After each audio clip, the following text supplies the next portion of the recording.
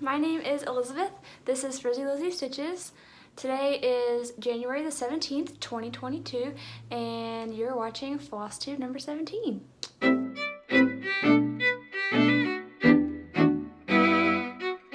Okay, so it's been 2 weeks since my last video, and I feel like I've gotten nothing done, but also I have gotten stuff done. So, because I did make a lot of progress on one project in particular, but I think I have 3 whips to show you, and then one, I guess, start and a finish. It's not fully finished, but I'm planning on framing it today because it's a gift for my dad for his birthday. So anyway, we'll get into that later. But what has happened to me in the past 2 weeks? So first off, I had a birthday. That was like 10 days ago. And I turned 26 and I had a really chill weekend. I went to my boyfriend, or not boyfriend, he's my fiance now, my fiance's apartment. And we just hung out. He's a really good cook, so he made me lots of good food. And he played lots of Stardew Valley. He's been really into that, which makes me jealous that I can't play because he's been playing on my Switch, and that's the only place we have to play it. So anyway, but while he was playing Stardew Valley, I was cross-stitching and that sort of thing. So yeah, and then I don't really think I did too much leading up to my birthday. I mean, I cross-stitched after work and stuff, but no like big things. I did watch Encanto on Disney Plus. That was kind of my like birthday movie, and it was so cute. I can't believe I took forever to watch it, but it was really good. Highly recommend. And yeah, so that was the week of my birthday. And then the next Monday, I had to go to jury duty. So I had never been called to jury duty before, mainly because I wasn't actually a registered voter until the Biden-Trump election. So I guess I've been registered for a little over a year now. And yeah, so I got called to jury duty. And if you've never been called, like basically they call more people than they need so that they can ask you certain questions to narrow down which 12 plus 2 for alternates that they're going to pick.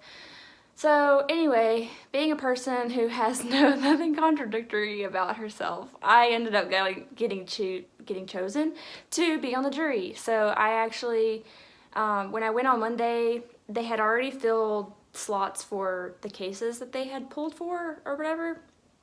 So they told us to come back on Wednesday, and then I went on Wednesday, and oh my gosh, they told us to be there at 8:30. So I got there at 8:15. And they didn't actually do anything with us until like 10:30. And then they finally moved us somewhere else, but then we had to wait there for another hour. So we didn't actually like start getting asked these jury questions until like 12:30. And anyway, like I said, I ended up getting picked to be on the jury. So I had to stay for the rest of the day and then come back Thursday morning. And the judge figured that we would be done by lunchtime, but there were some jurors who just could not we couldn't come to a unanimous decision. So it ended up being a mistrial. But because of all that deliberation and people not wanting to change their mind, it just took longer to get to that conclusion of this is a mistrial, because obviously they're not going to call a mistrial if you've only been deliberating for like half an hour and you can't come to an agreement. But anyway, I digress. It will be a very interesting, well, it was a very interesting experience, and now I have a story to tell. So anyway, I'm just glad that I didn't have to come back several days. That would have been just annoying, honestly. But yeah, like I said, it's a cool experience to have. I'm glad I had it. And I think I'm not supposed to get called again for another 2 years or something. I think it's different based on what state you live in, but who knows. So anyway, that ate up a bunch of my week. I did get a lot of reading done because of jury duty, because that's what I brought with me to like keep myself busy when we were waiting around. There was a book my sister lent me, and I think I read like half of it. So yeah, and I think that's it for life stuff. I also started listening to an audiobook. That's been pretty interesting. I've never done an audiobook before, but I kind of like it because I'm listening to an audiobook and then I'm also reading like a tangible book at the same time. And they're two different stories, but like they're different enough to where I can separate the two. But my goal is to read more books this year. So hopefully I can do that. But I don't know, it's kind of nice, kind of like it. I feel very, what's the word? Like accomplished that I've made so much progress on 2 books in like the 2 weeks that we've been into the new year. So anyway, maybe I can keep that up. But anyway, okay. I think we should get into the stitchy stuff now. Okay, so like I said, I have 3 whips and 1 staff, start and finish, to show. So I'm gonna start with what I worked on first, which was, okay, the other thing too is I have like 3 pieces of haul, but you're going to see 2 of them while I'm talking about the projects because I'm starting to use the things, so anyway. The first one that I have to show you is Garden Party, and for my birthday, I bought this project bag for myself. I bought it actually before I left for the Christmas holiday, and it came in on like Monday or Tuesday, and so I did not open the package until my actual birthday on Friday. So anyway, but it is a So Much to Love project bag, and I love this pattern. I know it's Halloween, and it's obviously not Halloween, but I don't care because these dogs are so cute. And the back is the same pattern. And you know, she's got her little So Much to Love label and then the little felt heart. But this is the first fancy project bag I've ever bought for myself, so. And it's the same, this is the, I don't know what she calls it on her store, but I think this was like the $39 one, maybe? And I think this is not the one that has like the big bottom that like opens up. I think those were like 50 or 60. But anyway, this is the same size as the bag that Elizabeth Ann shows in her tutorial. So like if you make that bag in her tutorial, it's the same size as the $40 bag from So Much to Love. Just in case you're curious. But she does have like this fat rickrack and the zip, like the top pattern here, the zipper's in the middle of it as opposed to like meeting where the pattern, so that's where it's different. But I think that's what Elizabeth Ann talks about in her video too. Like that's kind of like the base pattern, and then you can like change it up to be whatever you want. So you could totally like make it look more like this. But anyway, the inside has this like purple gingham, which is really cute. So anyway, I really like it. And like I said, it's not Halloween, but I went ahead and put Garden Party in here since I was working a lot on Garden Party because I wanted to be able to use my new project bag. So anyway, let's see. So, oh, actually I have a picture of it in here, so I don't have to actually put the picture on I don't have to do it digitally. This is what it's gonna look like. This is like one of the first patterns that I bought that I like actually printed out. I don't print out my stuff anymore, I just stitch for my iPad. But yeah, that's what it's gonna look like. And a full-size sheet of paper does fit in this bag, which is nice. And it does fit a 8x8 Q-snap. So, okay, enough about the bag. Okay, so that's what it's gonna look like. This is what it looked like last time you saw it, which would have been in my whip parade video. But anyway, so this is where I got to. I'm gonna fold it up so that I don't have to hold as much fabric. Okay. So this is what I've got. I think last time I just had, obviously I had the sun, but then I had like a mushroom and a snail. So I did this bird, this flower, and I started on this flower, and then I did all of the border for 2 different colors. So yeah. And this is 25 count Lugana in Vintage Country Mocha from Zweigart. And I'm stitching 2/2. And when I originally started this project, I was thinking that I was going to do 1/1, but I ended up not liking it because, I don't know, I don't think, some of the threads were like falling underneath the like weave in the Lugana, so I'm ripping it out. So I ripped out quite a bit, but it's taking forever because it's so tiny and the seam ripper I have is kind of chunky. So I spent 8.5 hours stitching on this, but I have no idea how much time I actually spent frogging this little sun, because it honestly probably took about, I feel, if I had to guess, I feel like I probably spent 4 hours frogging that, not in one sitting obviously, but frogging that little tiny sun. So I figured that I could at least get started on frogging it and then take a break from frogging and then come back to it later, because it's not going to need to be all the way out until I get to this side of the pattern. And I've gone down this way, but I think I might go up next so that I can avoid hitting this, so that I'll give myself more time to frog that part. But yeah, anyway, I'm really liking how this is turning out. And I love stitching on this fabric. I love how thick the stitches are. It's just really cute. So yeah, I just like looking at it. It's so cute.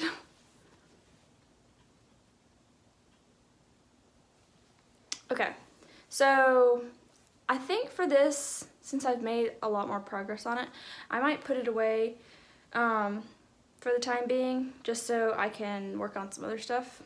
But I can do whatever I want, so if I change my mind, I will certainly pull it out and continue working on it. Okay, so that was Garden Party in my new So Much to Love project bag. Okay, so the next project that I worked on was Sweetheart Campfire, and I did not spend nearly as much time on this. I only did 1 day of stitching, which was about an hour and a half. And yeah, so we'll just go ahead and do the, what it's gonna look like and what it looked like last time. And you're not gonna be able to tell that big of a difference, but this is what it looks like now.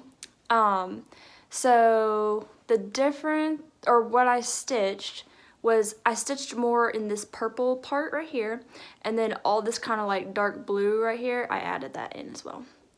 And believe it or not, that was about 200 stitches. So, and the only reason I know that is because I've been using Pattern Keeper on my MacBook Air, using an Android emulator called BlueStacks.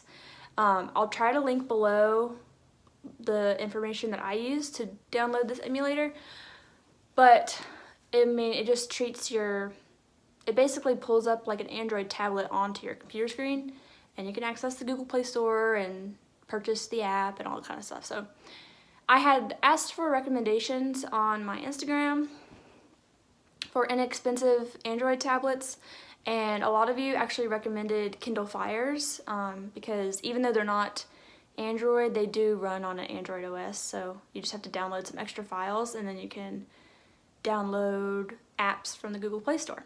But another thing I realized, because I'm still very much like, I don't want to buy a tablet right now. I thought I did, but then I was like, there's other things I can spend my money on. Especially when I've got this emulator working. Like, if I didn't have the emulator, I totally would just buy the tablet. But I am never going to take this project on the go. Like, this is way too big. I don't have it with me, but like the floss for this, I have all bobbinated like in its own floss box. So like, there's just no way I'm ever going to travel with this piece. And if that's the case, then there's really no point for me to have a tablet right now, because the whole point of the tablet would be to make Pattern Keeper mobile. And I'm completely content using it on my computer right now, because it doesn't, like, the emulator works great. There's no lag, it doesn't crash or anything like that. So I haven't had any problems.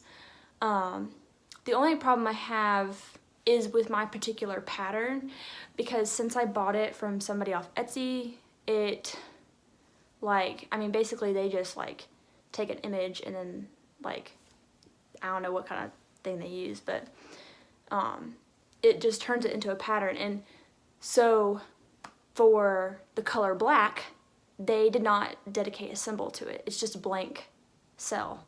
So Pattern Keeper does not recognize that as being a stitch. So black is actually the most used color in this pattern. So I think Pattern Keeper says it's like 120,000 stitches or something like that, but really it's probably like 140,000 stitches because of how much black there is. And that also makes it hard to check off that I have stitched the black.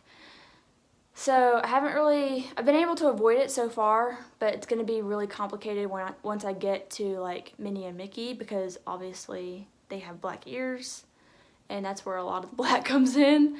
That and at the very bottom of the pattern. So there's some black in this corner over here, but yeah.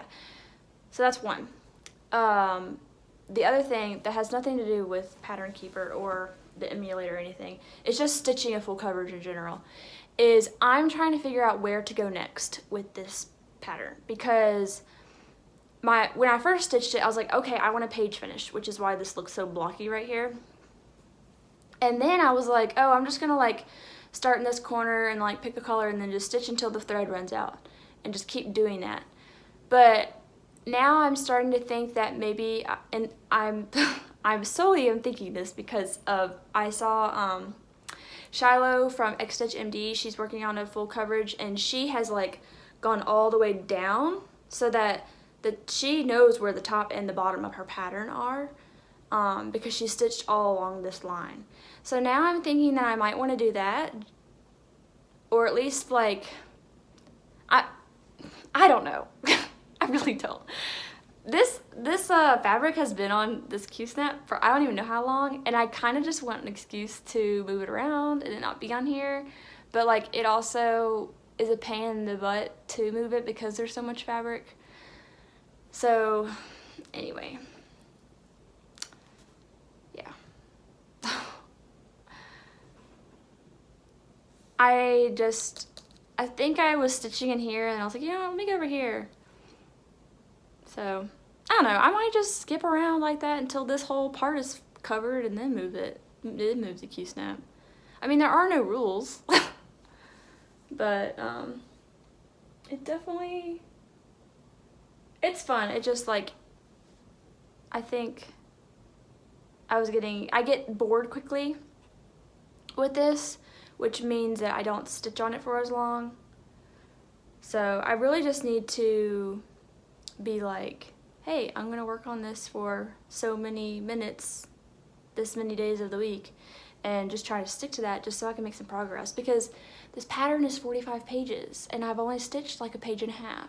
So not that there's any deadline to finish it, but like I would like to see it finished in my lifetime. So anyway, I think that's all I have to say about this. Okay. My voice cracked. Okay, hold on. I'm gonna take a water break. Okay, so the next whip that I have is crochet. It's my blanket. Now, I keep meaning to put a stitch marker on this so that you can see how much I've done, because there's no way for me to be like, oh yeah, I stitched like this much. So I have put a stitch marker on here, but it is solely to put on here for this time, so that for next time when I show you, we can actually see how much I stitched or crocheted. So anyway, see, I put a stitch marker right there. This is like the loop that I stretched out so it wouldn't come apart, and then this is leading to the ball of yarn. I don't know why I'm explaining that to you. Okay, so anyway, this is what it looks like, and there's, showing off blankets is weird because like it's just so big. Ooh. But anyway, it's getting there. I have done like, I would say I'm halfway there. Like, this is how, like, well, let me back up. This is how wide it is. And then, I don't think you're gonna be able to see. Oh, okay, there we go. Yeah, so it's this wide, and then I've stitched, you know, that tall. I wonder if I can get it in the whole frame. I can't really tell, but hopefully it kind of is. So, I think that's the best I can show. Okay. But yes, so I have put a stitch marker on here, so hopefully next time I show this, we can actually look at how much I stitched since the last time I showed you. But, how many? I was looking to see how many balls of yarn I had left. So this is, excuse me, this is ball number 4, and I would call this halfway. So there's 7 balls, so if this is, you know, halfway through the middle ball, then I would say that we're halfway done with this blanket. But I also know that some of the yarn is supposed to be for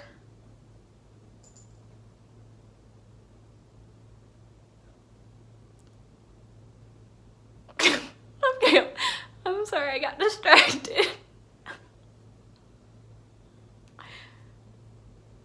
Okay, so I live in an apartment, right? This dude pulls up in his truck and he like walks towards my window, but he's looking up, and then all of a sudden this wallet falls from the sky. So I guess he left his wallet and had his roommate like throw it down at him. Anyway, okay. I lost my train of thought. This blanket, I'm like halfway through. Oh yes, there's supposed to be tassels on this blanket. I don't know how much yarn the tassels will take up, but it could be that that last ball is for tassels. But I don't know. They tell you in the pattern to crochet until it's a certain length, and I haven't gotten to that length yet. But yeah. So anyway, that's about all I can show you of this. But I love the colors. This is like, it's the size now where like I can cuddle up in it while I'm crocheting on it, and it's nice because it's been really cold the past couple weeks. But I'm mainly excited to get it done so that I can thread all the loops into each other. I think I did some of them, but I think they fell out. Oh, it's gonna go like that. So anyway, and then there's supposed to be tassels like at the bottom of each little cable thing. So okay. I think I'm done talking about the blanket. Okay, so that was 3 projects. This next one is my start and finish. The other gift that I got for my birthday from my fiance is the Stitch People book.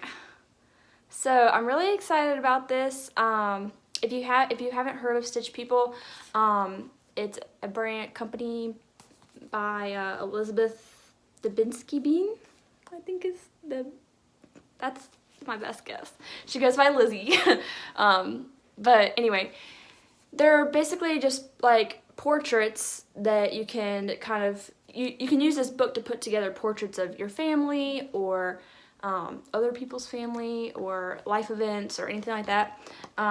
So like, not to give too much, I mean, because obviously this book is like filled with like different patterns, but like, I mean, she's got like heads with different hairstyles. She's got like different clothes.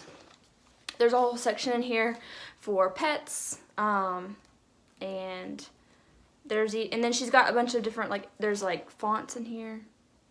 So there's lots of different tools in here that you can use to kind of build your own cross-stitch portrait of your own family. So I have so many ideas that I want to use this book for, but I wanted to do something for my dad for his birthday, and I was having a really hard time picking out a pattern for my dad that was an appropriate size.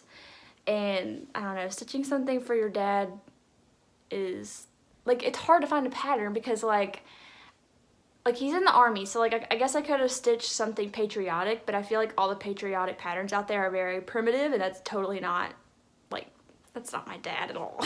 So anyway, I decided to build him a portrait, but while I was building the portraits, I realized that it's actually a lot harder than it looks because, I don't know, because you build each character, but then you have to like figure out how the characters lay with each other. And anyway, I was getting overwhelmed and I wasn't gonna have enough time to put something that big together. So instead of doing a portrait of my family, I decided to do a portrait of our dogs. So right now we have 2 dogs, Sammy and Daisy. And then before Sammy came along, we had another dog named Wally.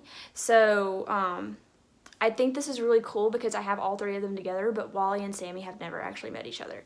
So anyway, this is what I came up with. And I stitched this on, this is 22 count Aida, which sounds really weird. I got it from Michael's. And I stitched it 3 strands over 2. And yeah, so, and then the wording here, I did backstitch with 1 strand. And the lighting looks really weird because this is a white fabric and it's really washing everything out. But yeah, so hold on. I think I need to, Dad's not gonna watch this video. I mean, he will, but he's gonna receive this before he sees this because I think he's only on like episode 4. So anyway. But yeah, so as you know, as you might can tell, their ears are a little different. So the pattern in the book actually looks like Sam. So I customized the colors to match the dogs. And then Wally's ear used to stick out all the time. We used to call it his left blinker. So I tried to make his ears stick out a little bit. And then Daisy's ears kind of do this little flippy thing. So I tried to recreate that. And then I gave Wally a halo because he's not with us anymore. But yeah. So I'll try to put a picture here of my dogs so that you can kind of see that this looks like them. But yeah. So my goal today is to get this framed. I just have a little 4x6 frame that I'm going to put it into. But my parents are coming to see me this weekend. So I don't know if, I might just have Dad open his present early. His birthday isn't until the next weekend. But yeah. So anyway, okay. So that was all of my projects and 2 pieces of my haul. So the other part of my haul is I got my January floss of the month from Color and Cotton. And I'm going to take it out of the bag. So I'm in the 3 skein club. And yeah, so when I opened this up, I was like, oh my gosh, Megan would love these. Georgia Girl stitching. But these are the colors this month. So we've got maple syrup, which is this one. And then this is called Poseidon. And then we have Bluebonnet. So it was the Poseidon color that I was like, ooh, Megan would really like that one. So, but yeah, I'm really excited about them. As I've said in previous videos, I haven't actually used any of my Color and Cotton floss yet. But I'm excited to grow my collection. Because it'll be fun to eventually have enough to actually pull from and then be able to like stitch from stash or something. But my next goal is to get in a Fabric of the Month club. I'm on the wait list for the Color and Cotton one, but as we all know, that one is very popular and hard to get into. So, but I'm thinking about doing possibly Fortnite fabrics. I'm trying to find fabric right now for Reaping Love from Silver Creek Samplers. I did not bring it out to show, but I was browsing the Fortnite fabric website this morning, and I think one of the colors from their fall-winter collection will look really good with it. So I just need to kind of figure out which one and what size I need. But yeah, so that was my haul. I do have some like other random stuff that I wanted to talk about. So first thing that I have kind of recently started doing is there are several times where I'm stitching and all I've grabbed is my project bag and I'm like, okay, cool, ready to stitch. And then I open up the bag and I realize there's no scissors in there. And so I have tried to alleviate that by making like a kit for myself that is stuff that I'm gonna need for every project or might need for every project, and I just leave this on this side table by my couch so that it's always within arm's reach after I sit down. And I have it in this little bag. This is a bell bag themed after Animal Crossing, and I got this as a pre-order gift from Best Buy when New Horizons came out. But it's just a little drawstring bag, and inside it I have a tape measure. I have a few of these little spoolie things, and then I have scissors. These are my stork scissors from Ginger. Ooh, we'll focus. There we go. And then I have a seam ripper, which like I said, I've been using this with Garden Party, and it's just really chunky compared to the stitches that I'm ripping out. Lip balm, because I'm obsessed. And what else do I have in here? I have some tweezers for frogging, a snag nabbit. I don't know if you guys have heard of this. I'm sure you have. It's like bumpy up here and then pointy on this side, so that if you have a loose thread, you can kind of just stick it through the hole, and the grippy parts will pull the thread through. And then I don't use this very often, but it's a tail tucker. I found it off 1-2-3 Stitch, but I think it's just too flimsy to do what I need it to do. Like, I have a hard time getting it underneath the threads that I'm trying to pull the tiny thread through. So, but it's here just in case. So yeah, I have decided to put all that in here so that I'm always prepared and I don't have to get up off the couch for the 5th time to find what I'm trying to get. So, and it's a perfect use for this little bag. So, I love it. So yeah, that's my life hack, I guess. I don't know. Okay, so the other thing I wanted to talk about is floss storage. So so I went to Joann's Saturday to buy floss for projects that I needed floss for. And one of those was Sweetest Pie, which after you guys commented last time, I think I am going to wait to start it until Pie Day. So that would be March the 14th. So anyway, I bought the floss for this, and some of the called for floss is weak dye works, so it's already kind of in a floss drop situation. So I decided that I would do the same with the DMC that is called for. So this is my floss ring that I've put together. I bought the little tag punch from, you can get it at any craft store, but I think I got mine at Joann's before the Christmas season. And then I also bought like a large hole punch too. But I have my DMC cut a lot longer because of the loop method, because I will be stitching on 28 count. And kind of like Elizabeth Ann has mentioned before, like she says that she loops her DMC this long, and then if she doesn't need a piece that long, she'll just cut it in half. So that's kind of my intent here too. And then of course the Weeks Dye Works is over dyed, so that's why it's shorter, because I'll be having to stitch with 2 individual pieces of floss rather than doing the loop method so that the variation lines up. So yeah, but anyway, doing it on the floss drop like this, I was like, first of all, I was having a fun time punching out tags and writing the stuff on there and looping it over.